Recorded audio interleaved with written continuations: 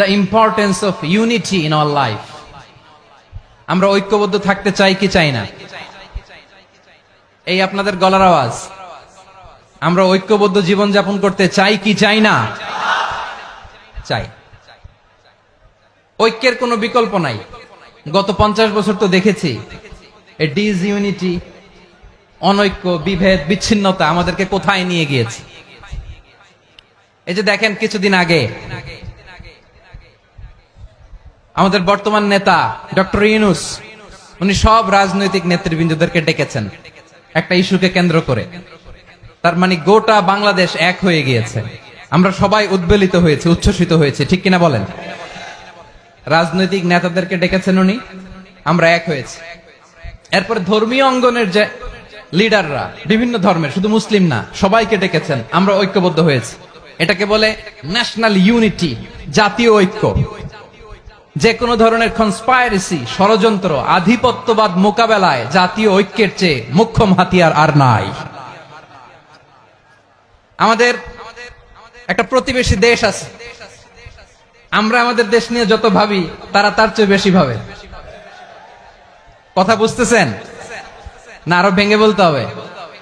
হ্যাঁ, আমরা আমাদের দেশ নিয়ে যত উদ্বিগ্ন, এদের আরো টেনশন বেশি। বলেন আমাদের দেশে শান্তি আছে না নাই? আমরা হিন্দু মুসলিমে কখনো দাঙ্গা লাগে? আসতে বলেন কেন লাগে? ওদের পূজা পার্বণে আমাদের মাদ্রাসার ছেলেরা যে পাহারা দেয়, চিল্লায় বলেন ঠিক কিনা? আমাদের তাফসির মাহফিলের সময় ওরা ডিস্টার্ব করেন, ঢোল বাজায় না। ওদের পূজা পার্বণের সময় আমাদের তাফসির মাহফিলের ডেট হলে আমরা চেঞ্জ করে দেই।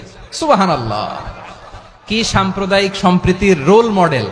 আর ওই বাংলাদেশের ব্যাপারে তারা অনেক ডিসইনফরমেশন ছড়াচ্ছিল।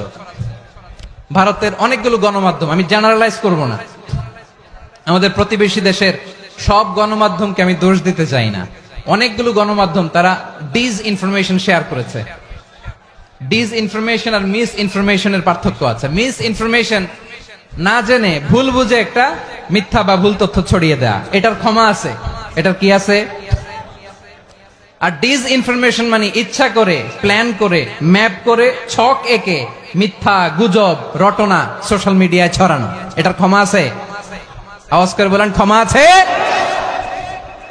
ভারতের কিছু গণমাধ্যম তাই করেছে, আমরা ব্যথিত হয়েছি, আমাদের হৃদয়ে রক্তক্ষরণ হয়েছে। আমাদের প্রতিবেশী দেশকে বলতে চাই, আমাদের দেশ নিয়ে আপনাদের ভাবার দরকার নাই। নিজের চরকায় তেল দেন, নিজের দেশ নিয়ে ভাবেন। গত মাসের ভয়েস অফ আমেরিকার রিপোর্ট, বাংলাদেশে সংখ্যালঘু জনগোষ্ঠী আগের চেয়ে বেশি নিরাপত্তা পাচ্ছে। Report voice of America, Muslim report নাকি? মুসলিম জরিপ, ভয়েস অফ আমেরিকা। কথা বুঝে নাই বোধহয়। ভয়েস অফ আমেরিকা কি আমাদের রিপোর্ট?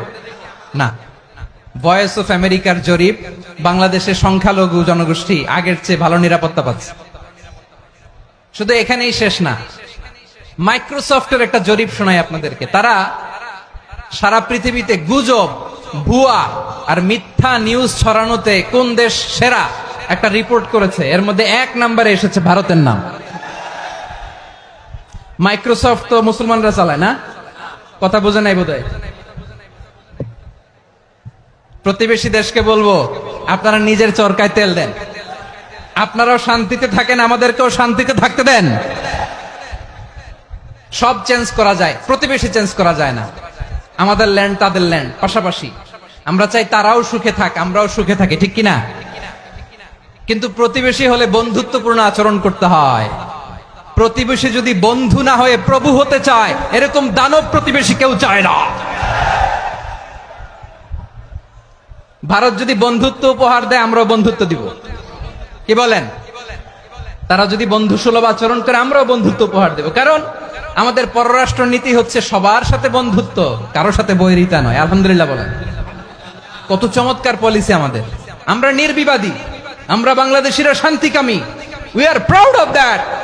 এজন্য আমরা গর্ববোধ করি। আমাদের পররাষ্ট্র নীতি সবার সাথে বন্ধুত্ব, কারোর সাথে শত্রুতা নয়। তাই প্রতিবেশী দেশকে বলবো, আমার ভাইয়েরা, আপনারাও আমাদের ভাই, বন্ধুত্ব দিলে বন্ধুত্ব পাবেন। বন্ধুত্ব ইজ ওয়েলকাম, দাদাগিরি নয়, বন্ধুত্ব ওয়েলকাম, দাদাগিরি নয়, লাউড এন্ড ক্লিয়ার। ভারত যদি বন্ধুত্ব দেখায় বন্ধুত্ব পাবে, কিন্তু ভারত যদি বাংলাদেশে আধিপত্যবাদ বিস্তার করতে চায়, বাংলাদেশের 18 কোটি জনগণ সেটা রুখে দেবে। ভারত যদি গৌর গোবিন্দের ভূমিকায় নামতে চায়, দেশের 18 কোটি মুসলমান শাহজালালের ভূমিকায় নামবে।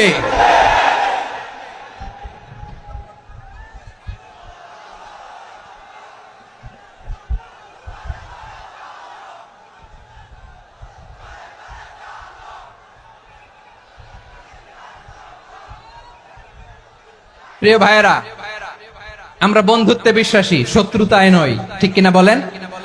আল্লাহ আমাদেরকে বোঝার তৌফিক দান করুন। তাহলে এই যে তারা বলেছে এদেশে সংখ্যালঘুরা কষ্টে আছে, দুঃখে আছে, এটা কি ঠিক? বলেন, এটা কি ঠিক?